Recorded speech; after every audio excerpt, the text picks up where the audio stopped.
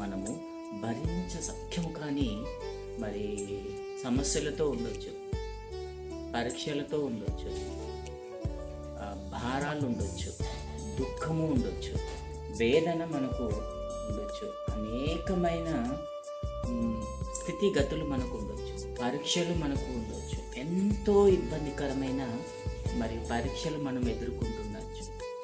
ఈ స్థితులలో మనకు అనిపిస్తూ ఉంటుంది, ఎవరు మనకు తోడు లేరే, ఎవరు మనకు సహాయం చేసేవారు లేరే, ఎవరు మనకి అన్నట్టుగా మనకు ఉంటూ ఉంది. కానీ ప్రియ సహోదరి, ప్రియ సహోదరుగా మరి ప్రభువు సెలవిస్తున్న ప్రకారముగా మరి ఏం చెప్తూ ఉన్నాడనంటే, మనము చింత చేయడానికి వీలు లేదు.